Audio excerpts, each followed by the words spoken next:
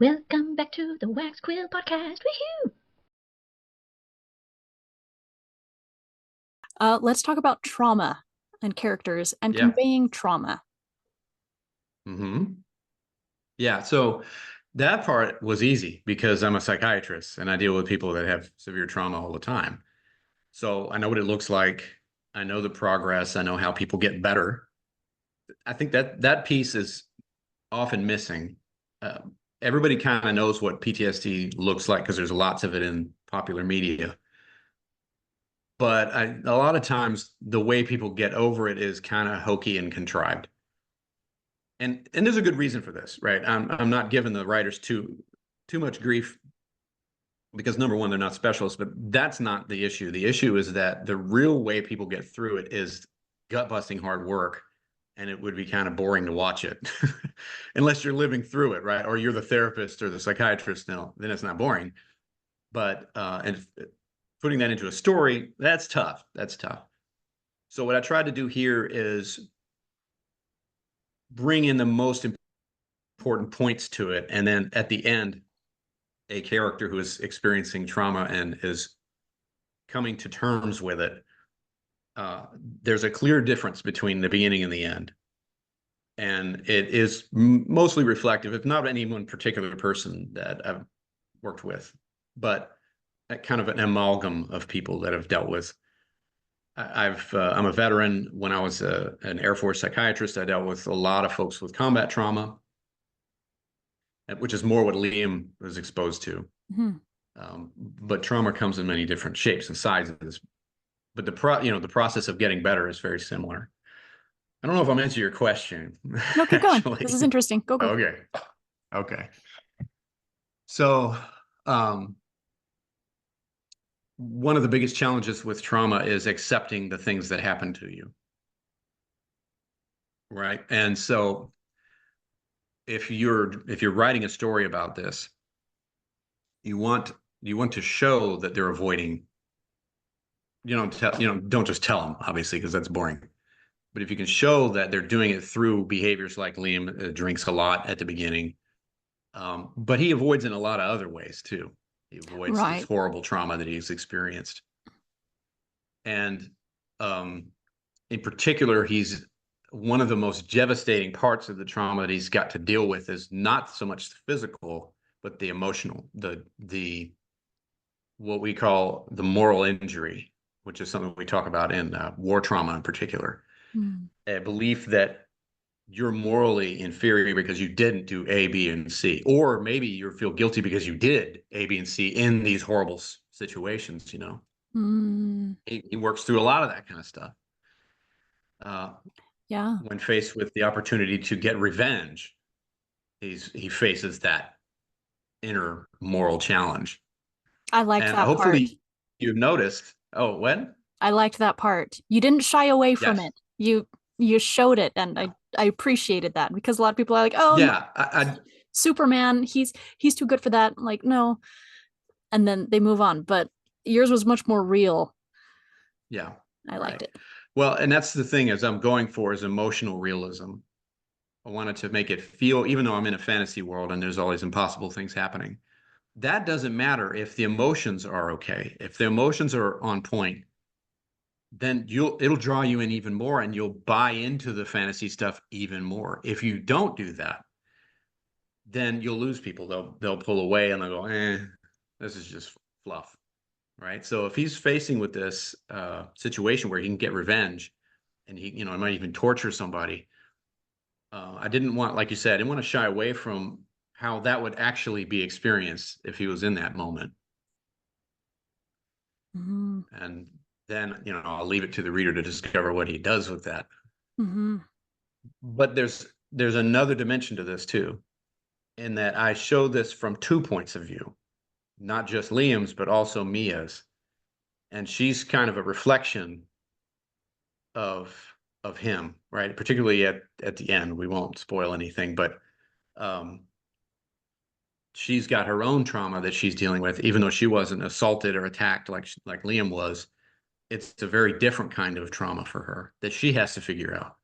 And so I thought it's, if you look at how both of them grow through the arc, or maybe don't in some ways, then hopefully the greater depth of it will become evident to you.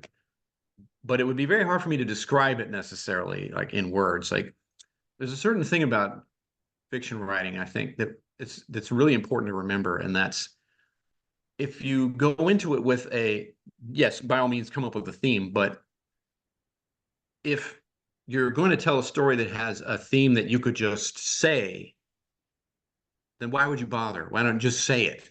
It's kind of like, you see a beautiful dance routine and you go to the dancer and you say, well, what does your dance mean?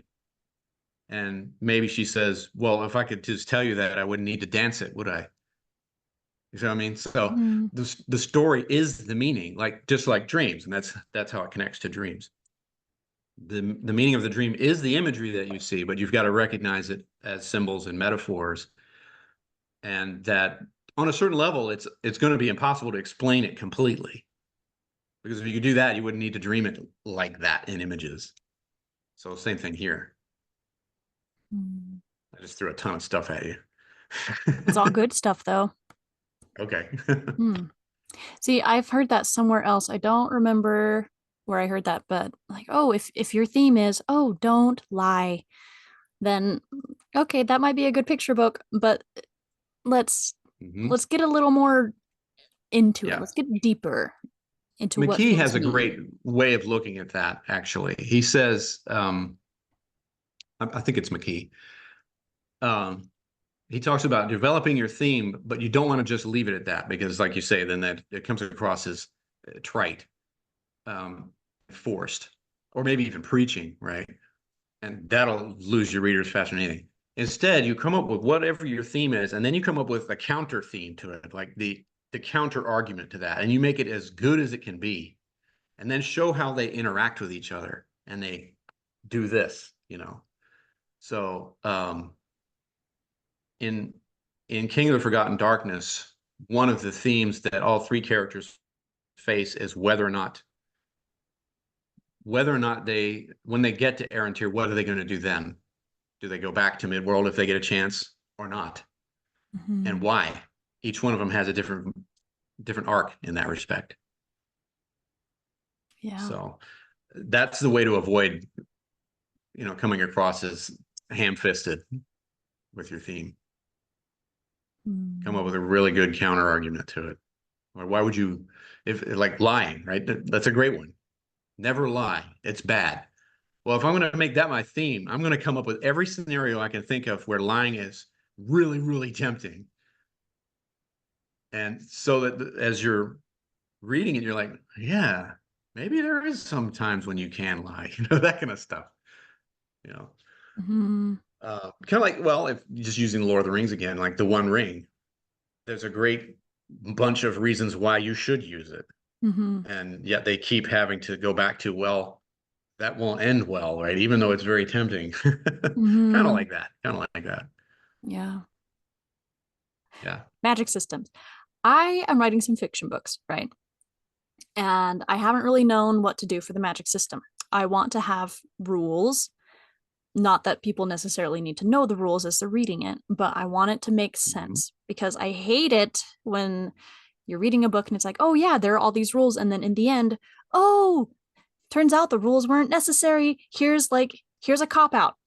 Here's an exit door to fix all your problems because of magic. And it just is very annoying. But yours wasn't like that at all, even though I can't actually tell you what the magic is about. Yeah, that's okay. So I'm sure you've heard of the concept of a hard magic system or a soft magic system, right? A lot of folks that write fantasy talk about that. I don't know that I understand it, though. Okay, so a hard magic system is one in which the rules are very clearly spelled out and explained to the reader, more or less. Okay. Right. And so Brandon Sanderson's a good example of this. Right. Mistborn, if you've read Mistborn, he goes into minute and sometimes excessive, I think, detail explaining how the magic system works. I got a little weary of it But nevertheless, I applaud the complexity that he put into it, right? He clearly was having a lot of fun with it. The soft magic system is more like Lord of the Rings, where magic just kind of happens and you're not exactly sure what the rules are, and yet it somehow works, right? So the trade-off here is what you don't want is exactly what you were talking about. I don't want magic to be used in such a way that it feels like a cop-out.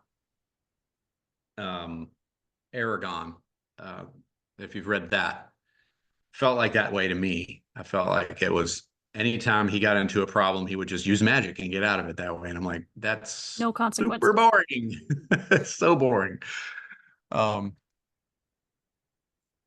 So the hard system avoids that, but the trade-off, and I am a firm believer that fiction writing is really just about managing trade-offs. Everything you do is a trade-off. It's a Jenga tower, right? If everything's not in just the right spot, then the whole thing falls apart. So the trade-off of a hard magic system, you lose the awe and the wonder and the kind of childlike glee that you get when, oh wow, stuff that's magical is happening, right? If you're not interested in that, why are you writing fantasy, right? I mean, that's one of the biggest draws of fantasy is recapturing that sense of mystery. I think that you can boil down the fantastical storytelling modes, horror, sci-fi, fantasy, into horror is about something alien invading the human world. That's what it tends to be about, and all the different complexities that happens there, but it's about that. Science fiction is about it's us encountering our future selves. What is the future going to look like? And like, as you said, I've got a little sprinkling of that in King of the Forgotten Darkness. Fantasy is about an encounter with the divine, however you envision that. And all of the awe and the mystery and the wonder that goes along with that, and the terror that can go with that too, because there's a lot of overlap in those three genres.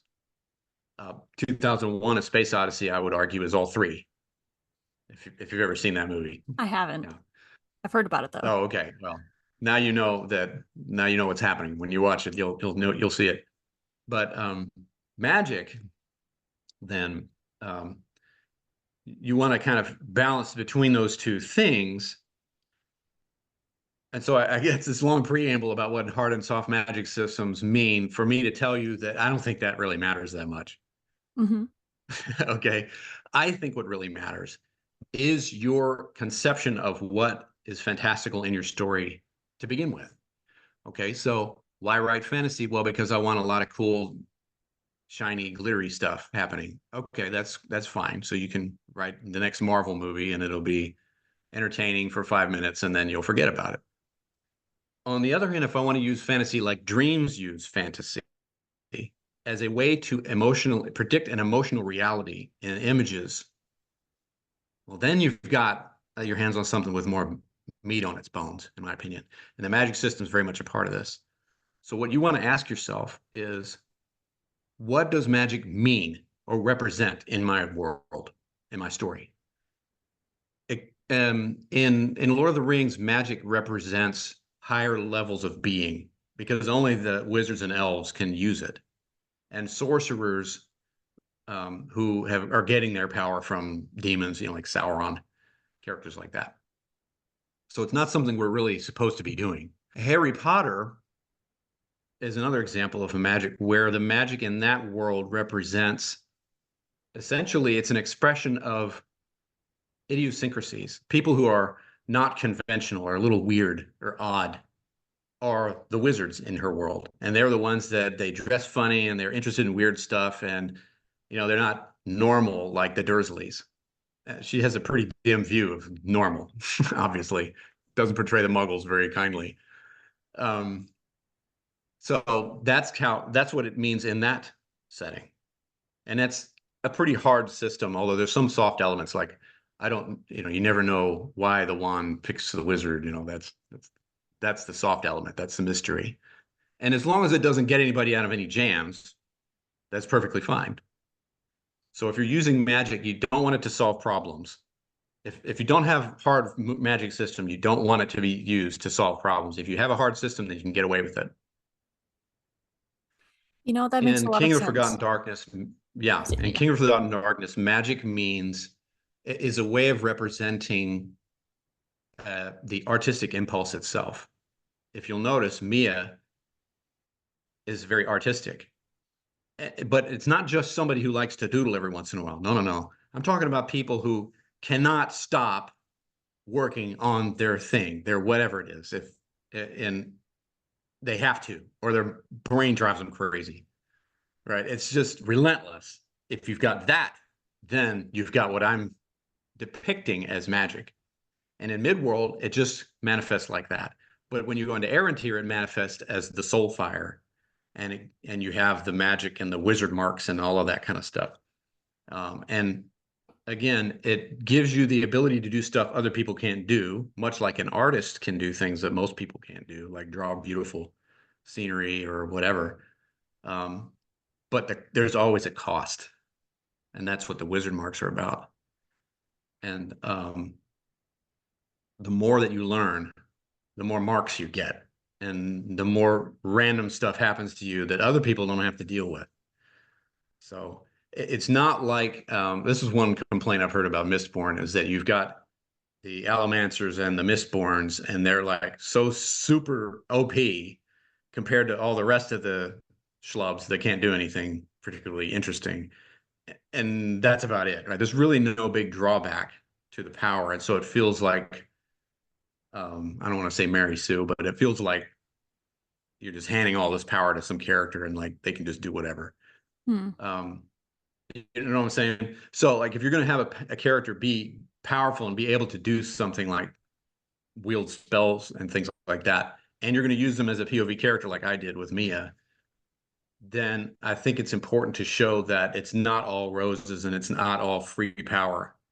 It comes with a huge price, and there's a big choice involved. As you probably remember, there's a point at which she has the ability to say no to the magic power and not choose it. I thought that was super important to add in there. It's not just poof, you have power and you're the chosen one or whatever it is, right? No. It's based on your choices. So that's one way I think I was able to get away from the, here's your free money, you've got all this magic power now. So you chose it and everything that goes with it, and you didn't know what you were getting into. And that was the only way you could do it. You had to grab it blind. And she does it for character-based reasons. You know, not everybody in this world in Errantier who has that innate soul fire within them, many of them do not choose it. I don't know if I get into this much in the story itself, but that's part of the background lore, which I've got literally hundreds of pages of stuff. I can tell. I could tell. So I'm glad, because earlier drafts, I really had to tone it down because I was drowning the readers in so much of this lore. And I'm like, well, I think it's really cool. And they're like, yeah, but I really just want to know what's going on with the story. And I'm like, okay, that's fair. So I trimmed it down, but it's still there in the background. So yeah, I mean, that's my philosophy on magic. That's how I did it, because it has this representation of the creative power. It's a literal manifestation of creative impulse within us and everything that goes with it, because there's a little bit of madness in every genius, right? Aristotle recognized that. And there's actually some pretty interesting studies that demonstrate there's probably some truth to that. It's not without its trade-offs. If I can see and do things that other people can't do, there's an inherent purchase of drawbacks to that I did not want to shy away from at all. So like when certain characters in the story are smacked upside the head with a wizard mark or something like that, that's to show that. And it happens to both the good guys and the bad guys that can use magic. There's several points at which Mia is like bleeding, or she's burnt, or she's all kinds of stuff happening to her. And there's points at which it's threatening to kind of take over her. And I think by the end, the reader may be wondering if it did or not. Yeah, I was wondering that. Yeah. Yeah. So, that was a lot. To kind of recap just a little bit there, what I understood, or things that I hadn't really considered that you spelled out. Two things. First off, The Last Jedi. The new Jedi movies that I will never watch again. That moment I wasn't real pleased with the Star Wars she's sequels. in trouble and she needs a lightsaber, and oh, ta-da, new power, look, they transported a lightsaber through space and disregarded all of the previous rules. And I couldn't really put a finger on why I hated that so much, but it's exactly what you just said. Like, oh, ta-da, there's no consequence, there's no negative consequence for that either of them pay. And neither of them are like surprised by it. You know, I hated it. As opposed to, let's look at a different one I was thinking of in my brain just now. Spider-Man. As opposed to Spider-Man. Okay. Great power comes great responsibility. Well, that hits him over and over and over again. Over and over again. Yeah. There are negative consequences for his incredible power. And he pays for them over and over and over again until he dies. Yes. Yeah, Spider-Man 2 is literally just that, nonstop. That theme of, if you want to be the hero, you've got to pay all of these prices in your personal life, and then he turns away from it, but then he goes back. It's great. It's a great classic. It's beautiful. It's beautiful. Anyway, and that's like, what a big difference between those two characters. You know, let alone the entire story and how it feels in the moment. And then with regards to hard magic system versus soft magic system, I'm glad you explained it to me, because I kind of knew, like, oh yeah, one has rules, the other one doesn't. The way you explained it, though, shows the rules, like, there's no difference as a writer, as the creator of the magic systems. It's different based on what people read of it. So you can know all of the rules for either magic system, but if it's a soft magic system, then your readers don't know all the rules.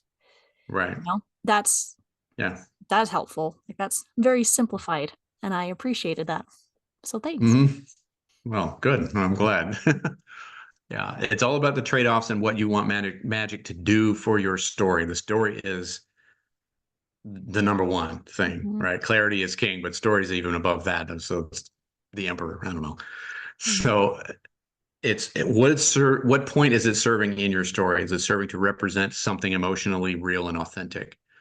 Or is it just there for window dressing? Not that there's anything wrong with window dressing or just, sparkly stuff. There's whimsical things in my story as well. King of the Forgotten Darkness, I have characters that are just there for whimsical purposes, for the most part, for not every time, but for the most part. And so there's that. But then there's also the bulk of it, though, is that I wanted magic to have a deeper meaning that's related to the theme of the difference between being able to absolutely manage everything about your environment, or engaging with the chaos and everything that goes with it. That's a big part of what this book is about. And again, it's very similar to what we do in therapy. When you do things like active imagination or dream interpretation or various psychological exercises, you're kind of going into Errantier, and it can be scary and it can be challenging, and a lot of times people are like, I'm not doing that. I don't want to do that, So, but it's that in the context of a hopefully exciting adventure, so that it's not too academic. Well, and you warm up to it as you're there. Yeah. It's one of those. I think there's you can read it different ways. Like, you can read King of the Forgotten Darkness from the point of view of just a fun fantasy adventure and leave it at that and not look for anything deeper. But the deeper stuff is absolutely there. I put it there on purpose, but it's not as important as the story itself. It adds to it if you're looking for it. If you're not that kind of a reader, that's totally cool. You'll be fine. You'll enjoy yourself and everything else. But if you're someone who's kind of looking for like the deeper layers, when you find them, that'll be even more rewarding, I hope. Mm-hmm. No, you weren't preachy about it at all, and it wasn't suffocating at all. No. It was very subtle but consistent. Anyway, I loved reading it. Thanks so much for letting me read it. It was a blast, and thanks for this interview. I've learned a lot, so I appreciate that. Where can the people find you? It's erikgoodwyn.com. Okay. Go sign up for my newsletter. Oh, okay. And I've got a YouTube channel also, The Imaginarium. Yeah. And there I talk about some of the stuff there. Mm-hmm. And so I'll be putting a link to this podcast as well on my webpage. Okay, and then I'll have all of your links down below. Yep, all the links. Yep. When does your book come out? March 25th, next year. Yay. Mm-hmm. Okay, thank you so much. We'll catch you later, okay? You're welcome. Thanks for being here. Bye. Mm-hmm. Thanks for watching. Make sure to check out Erik's books and buy them if you want really well fleshed out characters and authentic trauma.